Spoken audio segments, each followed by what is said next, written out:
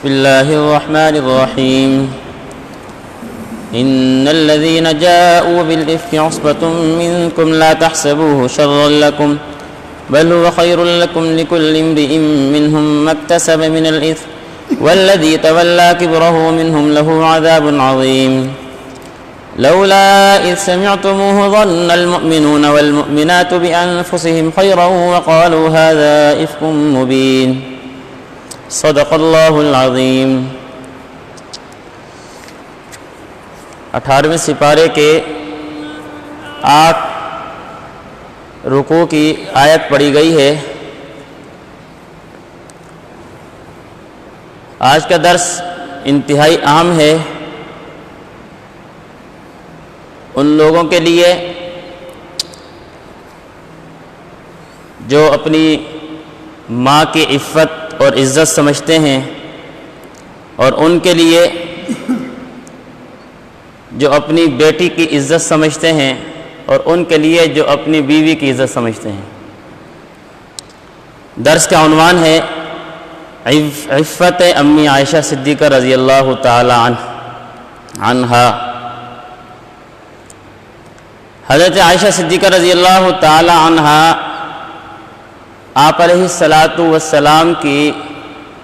ان ازواج مطہرات میں سے ہیں جن کی کنواری کی حالت میں شادی ہوئی، اور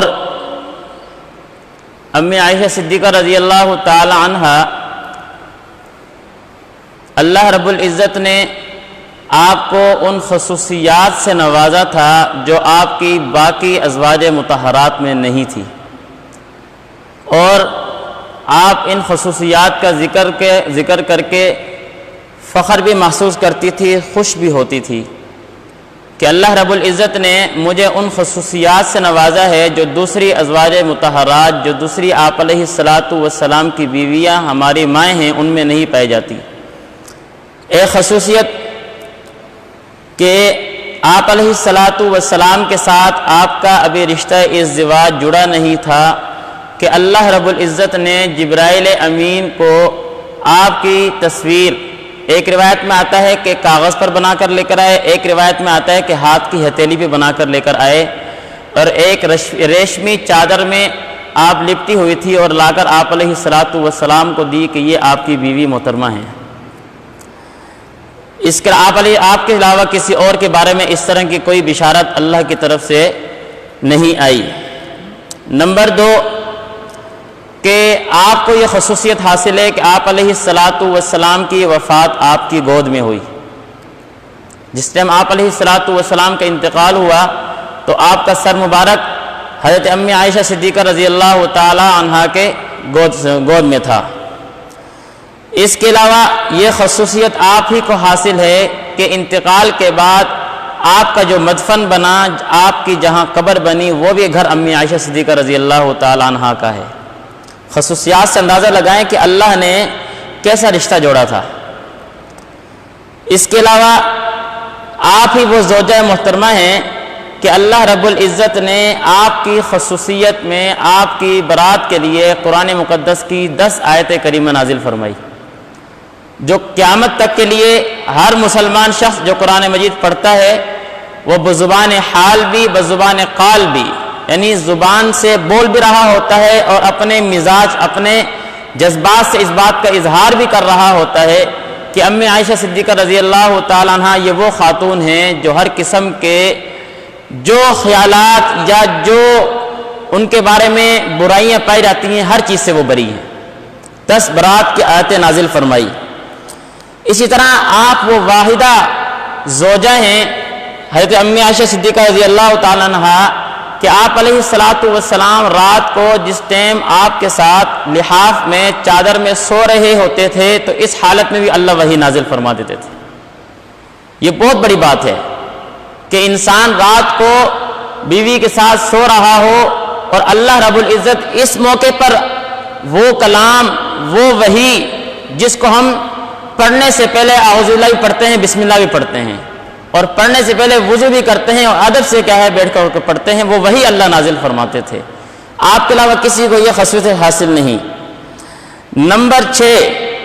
آپ ہی کو یہ خصوصیت حاصل ہے کہ آپ ان خلیفہ کی بیٹی ہیں جن خلیفہ کی مغفرت کا اعلان اللہ رب العزت نے دنیا میں ہی کر دیا تھا، اور رزق کا وعدہ اللہ نے آپ سے دنیا میں لے لیا تھا۔ حضرت صدیق اکبر رضی اللہ تعالی عنہ یہ وہ شخص ہیں کہ اللہ رب العزت نے آپ کے بارے میں یہ اعلان کیا ہے کہ کل قیامت کو جنت کا ہر دروازہ یہ چاہت کرے گا کہ ابوبکر میرے دروازے سے گزرے۔ وہ واحد شخص کہ اللہ رب العزت نے جبرائیل امین کو بھیج کر یہ پوچھا کہ آیا ابوبکر مجھ سے راضی ہے؟ ابوبکر مجھ سے راضی ہے؟ وہ شخص کہ اللہ رب العزت نے دنیا میں جبرائیل امین کو بھیجا کہ جاؤ ابوبکر کو میرا سلام پیش کرنا۔ یہ خصوصیات جب انسان سنتا ہے تو جس کے دل میں ایمان ہوتا ہے وہی ان خصوصیات کو سمجھ سکتا ہے کہ یہ کیا خصوصیات ہیں۔ اب یہ واقعہ کیا ہے، مختصراً واقعہ سمجھیں گے۔ غزوہ بن المصطلق یہ ایک غزوہ گزرا ہے، غزوہ کہتے ہیں جس میں آپ علیہ السلام براہ راست خود شریک ہوئے ہوں۔ آپ علیہ السلام اس غزوے میں شریک ہوئے، سن 6 ہجری میں یہ غزوہ پیش آیا۔ آپ علیہ السلام اپنے ساتھ کسی نہ کسی زوجہ محترمہ کو رکھا کرتے تھے۔ اس موقع پر حضرت عائشہ صدیقہ رضی اللہ تعالیٰ عنہ آپ کے ساتھ تھی۔ 9 سال کی عمر میں تو آپ کے ساتھ رشتہ جڑا، 18 سال کی عمر میں آپ علیہ السلام اس دنیا سے رحلت فرما گئے۔ اب آپ اندازہ لگانے 6 ہجری کا واقعہ ہے، آپ علیہ السلام سن 10 ہجری میں جا رہے ہیں۔ یہ کتنا عرصہ ہے درمیان میں، اس وقت آپ کی کیا عمر ہوگی، تو آپ کا جسم کتنا ہوگا، وزن کتنا ہوگا۔ جسامت کے لحاظ سے بالکل ہلکی تھی، بالکل پتہ نہیں چلتا تھا کہ آپ کا وزن، یہ واقعہ سے اندازہ لگائیں گے کتنا کم وزن تھا آپ کا۔ آپ کے ساتھ چلی گئی، چونکہ اس ٹائم اونٹ ہوا کرتے تھے، پھر پردے کا حکم نازل ہو گیا تھا، اور پھر آپ جو ہے نا وہ ایک باقاعدہ جو اونٹ کے اوپر رکھی جاتی ہے وہ بنائی جاتی تھی، اس کے اندر پھر جو ہے زوجوں کو بٹھایا جاتا تھا، پھر لے کے جایا جاتا تھا۔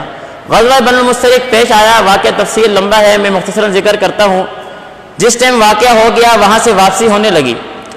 تو رات کا ٹائم تھا۔ حضرت امی عائشہ صدیقہ رضی اللہ تعالیٰ عنہ قضاء حاجت کے لیے گئی،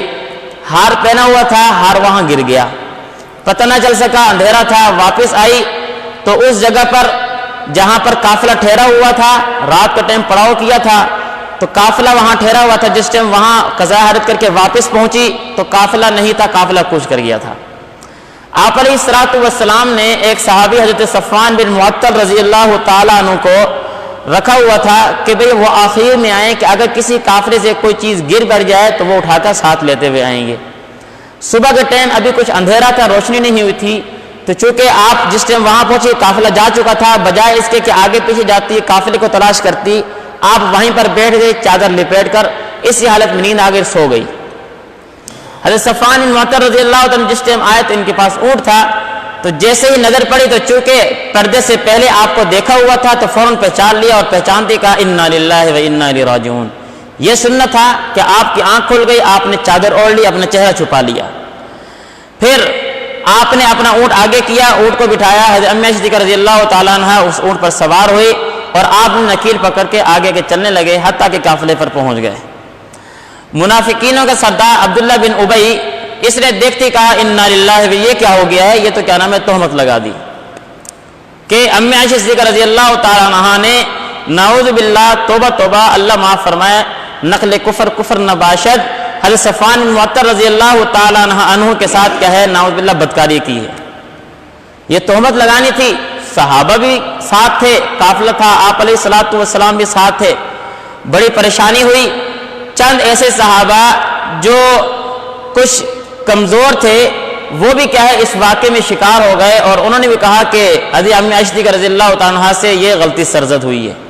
خیر امی عائشہ رضی اللہ تعالیٰ عنہ کو پتہ ہی نہیں تھا، چونکہ ہلکی پھلکی تھی، ان کو بٹھایا گیا، وہ اونٹ پر کیا ہے چلنے لگی، گھر پہنچی تو قافلے سے راستے سے کیا ہے واپس آ رہی تھی، سفر کی حالت میں تھی، بیمار ہو گئی، اسی حالت میں گھر رہی۔ آپ علیہ السلام اس دوران گھر آتے، سلام کرتے، حال حوال لیتے، چلے جاتے۔ یہ سلسلہ چلتا رہا، 1 مہینہ تقریباً یہ سلسلہ چلا۔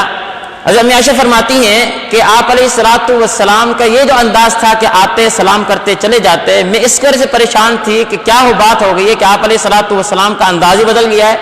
میاں بیوی کا رشتہ ہو تو یہ باتیں سمجھ آتی ہیں۔ تو لیکن امی عائشہ کہتے ہیں مجھے اس واقعے کا نہیں پتا تھا کہ یہ واقعہ پیش آیا ہوا ہے۔ کہتے ہیں ایک دفعہ مجھے قضاء حاجت ہوئی تو میں حضرت حضرت مستح رضی اللہ تعالیٰ عنہ، یہ صحابی ہیں، غزوہ بدر میں شریک ہوئے تھے، یہ بھی ان واقعے میں کیا ہے شکار ہو گئے تھے کہ جنہوں نے یہ کہا تھا کہ امی عائشہ سے غلطی ہوئی ہے۔ یہ ان کی والدہ کے ساتھ قضاء حاجت کے لیے گئی، واپس آ رہی تھی تو حضرت مستح رضی اللہ تعالیٰ عنہ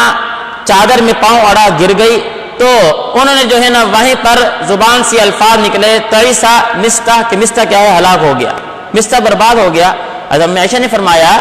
کہ آپ کیسی باتیں کرتی ہیں، غزوہ بدر کے صحابی ہیں، بدر میں شریک ہوئے ہیں، نیک صحابی ہیں، ان کے بارے میں اس طرح کے الفاظ ادا کر رہی ہیں، کیوں بد دعا دیتی پھر رہی ہیں؟ تو والدہ نے کہا کہ آپ کو نہیں پتا مستح کس طرح کی باتیں کرتا پھر رہا ہے؟ امی عائشہ کہتے مجھے تو نہیں پتا تھا۔ میں نے کہا کیا بات ہوئی ہے؟ انہوں نے سارا واقعہ سنایا، پہلے ہی میں بیمار تھی، اوپر سے میرے پر اور کیا ہے طبیعت کا اثر ہوا، میں گھر جا کے لیٹ گئی، کہنے لگی 2 راتیں میرے پر گزر گئی، میں روتی رہی، حتیٰ کہ والدین کو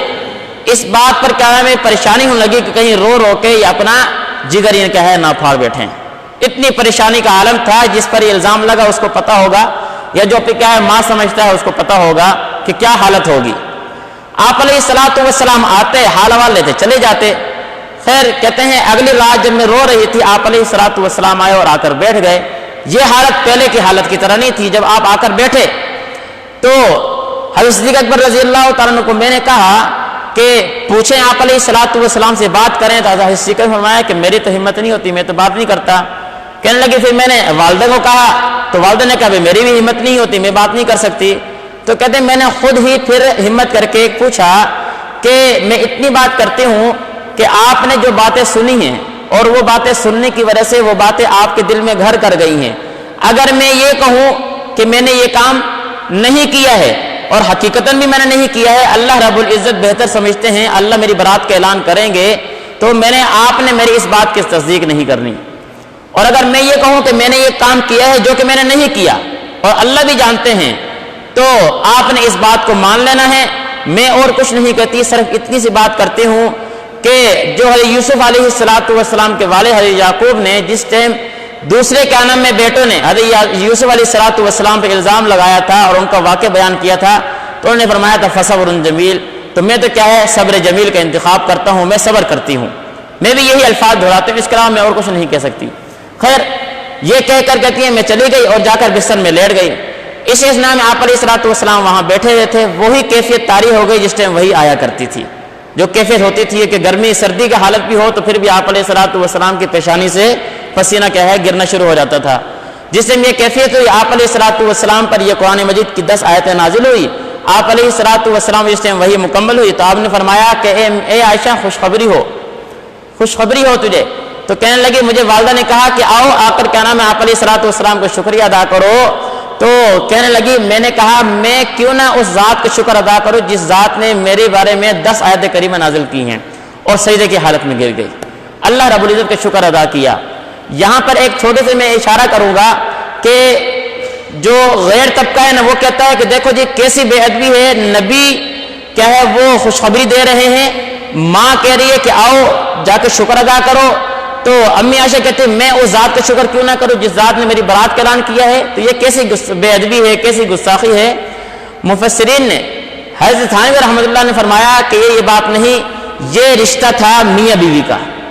یہاں پر رشتہ اب جو ہے پیغمبر امتی کا نہیں، اب مسئلہ ہے یہاں پر میاں بیوی کا، اور میاں بیوی کا جو رشتہ ہوتا ہے وہ غلامانہ نہیں ہوتا، وہ دوستانہ ہوتا ہے۔ اور دوستانہ کا نام دوستانہ رویے میں ایک دوست جو ہے نا وہ نخرے بھی کرتا ہے اور وہ اپنا کیا ہے انداز نرالا بھی اپناتا ہے۔ یہاں امی عائشہ نے جو انداز اختیار کیا اور یہ کہا کہ میں اس ذات کا شکر کیوں نہ ادا کروں، یہ انداز نرالا نہ تھا، انداز نخرہ تھا، وہ بیوی تھی، دوستانہ انداز تھا، بیوی اس طرح انداز کر سکتی ہے۔ خیر حضرت امی عائشہ کی کیا ہے برات کا اعلان ہو گیا۔ آپ علیہ الصلوۃ والسلام چونکہ جس ٹائم یہ معاملہ ہوا تو آپ علیہ الصلوۃ والسلام کے گھر کے 2 فرد حضرت اسامہ بن زید رضی اللہ تعالیٰ عنہ حضرت علی رضی اللہ عنہ وہیں موجود تھے، آپ نے ان سے مشورہ لیا کہ کیا کیا جائے۔ حضرت اسامہ بن زید نے فرمایا کہ بھئی ہمارے جہاں تک علم میں بات ہے، حضرت امی عائشہ کے حوالے سے ہم نے اس طرح کی کوئی بات نہیں سنی۔ حضرت علی رضی اللہ عنہ نے فرمایا کہ بھئی بات یہ ہے کہ اگر آپ کے ذہن میں زیادہ ہی کیا نام اس طرح کی باتیں آ رہی ہیں تو آپ کی جو لونڈی ہیں، جو خادمہ ہیں، ان کو بلا کر پوچھ لیا جائے کیا حالت ہے، کس طرح کی کیا ہے، کیا نام عورت ہے، آپ کو ساری کہانی پتہ چل جائے گی۔ تو آپ نے خادمہ کو بلایا، ان سے پوچھا، کہا کہ اور تو کوئی بات میں نے آپ کے اندر نہیں دیکھی، لیکن چونکہ نو عمر لڑکی ہے، چھوٹی عمر ہے، ایک یہ بات دیکھی ہے کہ رات کو جب آٹا گون کر سوتی ہیں تو آٹا ڈھکنا بھول جاتی ہیں، آٹا، اس کے علاوہ میں نے اور کچھ نہیں دیکھا۔ یہ کیا نام ہے چھوٹی سی میں نے ایک معمولی سی جو سرزنش دیکھی ہے جو نہیں ہونی چاہیے، بس اس کے علاوہ میں اور کوئی بات اس طرح کی نہیں دیکھتی کہ اس طرح کی باتیں میں سنتی پھروں۔ خیر، آپ علیہ السلام پر 10 آیت کریمہ نازل ہو گئی۔ تفسیر قرطبی میں بڑی عجیب بات ارشاد فرمائی، کہنے لگے کہ حضرت یوسف علیہ السلام پر تہمت لگی، پیغمبر پر الزام لگا، تو اللہ رب العزت نے آیت نازل نہیں کی، اللہ رب العزت نے وہی نازل نہیں کی، اللہ نے چھوٹے بچے کو گویائی دی، انہوں نے کیا ہے برات کا اعلان کیا۔ نمبر 2، حضرت مریم علیہ السلام پر تہمت لگی، پیغمبر کی والدہ ہیں، تہمت لگی تو اللہ نے وہی نازل نہیں کی بلکہ چھوٹے بچے کو گویائی دی کہ کیا ہے برات کا اعلان کرو۔ لیکن اللہ رب العزت کی لاڈلی کا نام ہے کیا ہے بندی، آپ علیہ السلام کی لاڈلی کا نام بیوی ہماری ماں، جب ان پر تہمت لگی تو اللہ رب العزت کو اتنا ہی برداشت نہ ہوا، اور اتنا بھی کیا نام ہے کہ امی عائشہ فرماتی ہیں کہ میرے ذہن میں یہ بات تھی کہ اللہ رب العزت زیادہ کریں گے تو آپ علیہ السلام کو خواب میں اشارہ کر دیں گے، اس طرح کی کوئی بات نہیں ہے، لیکن اللہ نے 10 آیت کریمہ قرآن مجید کے نازل کر کے بتا دیا کہ یہ وہ عورت ہے جس کا انتخاب میں نے کیا ہے، تم نے نہیں کیا۔ یہ وہ عورت ہے جس کا انتخاب میں نے کیا ہے، تم نے نہیں کیا۔ کہ شادی سے پہلے جبرائیل امین باقاعدہ خود کانے میں لا کر بتا رہے ہیں کہ یہ آپ کی زوجہ محترمہ ہیں۔ آپ اندازہ لگائیں کہ آپ کیا نام ہے اپنے بیٹے کے کیا ہے رشتہ تلاش کر رہے ہوں، اور جس لڑکی کا انتخاب کریں، آپ کے انتخاب میں تو کوئی غلطی نہ ہو تو اللہ کے انتخاب میں نعوذ باللہ غلطی ہوگی۔ سوچنے کی بات ہے۔ تفسیر قرطبی میں یہ بڑی عجیب بات ارشاد فرمائی کہ اللہ رب العزت نے برات کے لیے باقاعدہ آیتیں نازل فرمائی ہیں، اور صرف آیت نازل نہیں کی، اللہ نے اصول منتخب کر دیا، الخبیثات للخبیثین والخبیثون للخبیثات والطیبات للطیبات، کہ اللہ نے ارشاد فرما دیا ہے فاحشہ عورتیں فاحشہ مرد کے لیے، فاحشہ مرد فاحشہ عورتوں کے لیے، پاکیزہ عورتیں پاکیزہ مرد کے لیے، پاکیزہ مرد پاکیزہ عورتوں کے لیے۔ اور اللہ نے آپ کا رشتہ جوڑ کر بتا دیا ہے کہ اس روئے زمین پر آپ علیہ السلام سے بڑی پاکیزہ ہستی کوئی نہیں ہے، تو امی عائشہ سے بڑی پاکیزہ عورت بھی کوئی نہیں ہے، یہ ہمیں بتا دیا ہے۔ اور دوسری بات جو خصوصیات میں کیا نام ذکر کیا گیا کہ آپ وہ عورت کہ آپ کی کیا نام ہے لحاف میں آپ علیہ السلام سو رہے ہیں، وہ کیا کیفیت ہوتی ہے، اس موقع پر بھی اللہ رب العزت وہی نازل کر رہے ہیں۔ آپ وہ عورت کہ آپ علیہ السلام روئے زمین سے پردہ فرما رہے ہیں، تو آپ کی روح مبارک جس ٹائم قبض کی جا رہی ہے تو آپ کا سر مبارک امی عائشہ کی گود میں ہے۔ آپ وہ عورت ہیں کہ جس ٹائم آپ علیہ السلام اس روئے زمین سے چلے گئے تو اللہ نے جس زمین کے ٹکڑے پر آپ کو رکھنا پسند کیا وہ امی عائشہ کا گھر تھا۔ جس طرح یہ بات ہمیں سمجھا دی کہ اللہ رب العزت نے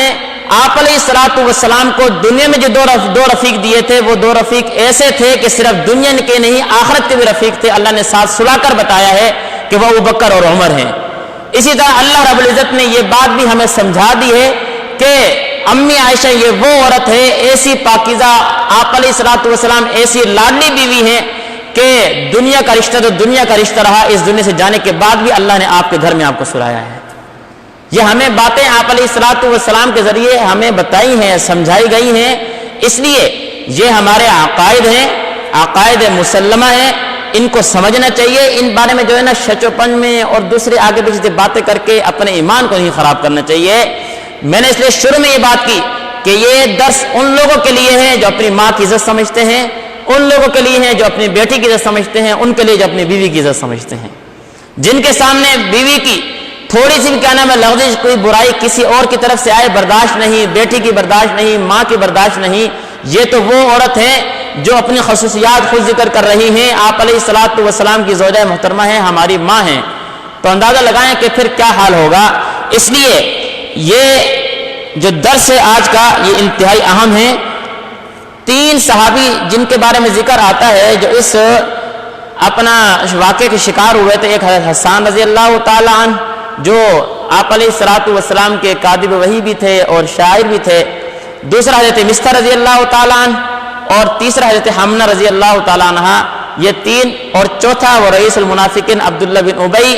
جس ٹائم یہ آیات نازل ہو گئی تو چونکہ سورہ نور میں اللہ رب العزت نے عفت پاک دامنی کے احکامات نازل کیے ہیں، حد قذف کے احکامات جاری کیے ہیں، کسی پر تہمت لگانا جھوٹی اس کے احکامات جاری کیے ہیں، تو جس ٹائم یہ آیات نازل ہو گئی تو پھر آپ علیہ الصلوۃ والسلام نے ان 3 صحابہ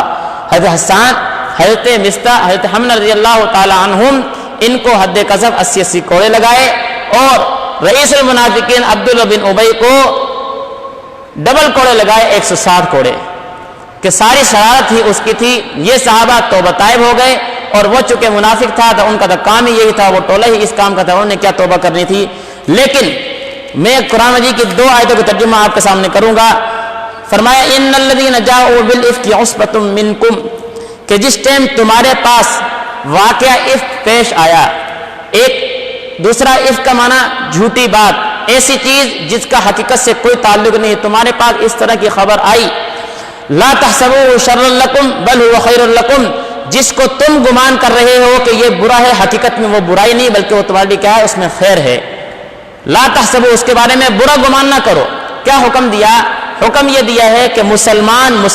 یہ یکجان ہوتے ہیں، کسی مسلمان کا یہ کام نہیں بنتا کہ دوسرے مسلمان کے بارے میں غلط گمان کرے، بلکہ مفسرین نے یہاں پر یہ آیت نازل کر کے ہمیں بتایا ہے اور یہ تفسیر کر کے بتایا ہے کہ اس قرآن مجید کی آیت سے ہمیں یہ پتہ چلتا ہے کہ مسلمان کے اوپر یہ بات واجب ہے کہ اگر دوسرے مسلمان کے بارے میں کوئی برائی اس کو پتہ چلے، اور جب تک وہ صحیح دلائل سے صحیح کیا نام ہے وہ بات واقع کیا نام ہے نہ اس کو کیا ہے پہنچ جائے، اس وقت تک مسلمان کے اوپر یہ بات واجب ہے کہ اس مسلمان کی عزت دری نہ کرے بلکہ اس کی عفت کرے، اس کے بارے میں اچھا گمان کرے، برا گمان نہ کرے۔ اسی طرح اگر کیا نام ہے اس کے سامنے اس طرح کی بات آ جاتی ہے اور وہ پھر بھی کیا ہے برائی کرتا ہے، قرآن مجید نے کہا لا تحسبوا لولا اذ سمعتموه ظن المؤمنون، کہ ایسے لوگوں کا جنہوں نے اس ٹائم حضرت امی عائشہ کے بارے میں برے خیالات لے کر آئے، برے گمان رکھے، کہا ظن المؤمنون، ایسے لوگوں کو تو مومن بھی شمار نہیں کرنا چاہیے،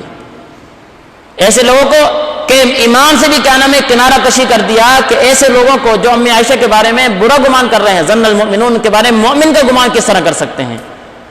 لیکن جس نے وہ توبہ طائب ہو گئے، توبہ ہونے کے بعد پھر اللہ رب العزت کیا ہے وہ فیصلے دوسرے ہوتے ہیں، وہ ہر ایک کے لیے یہ حکم ہے۔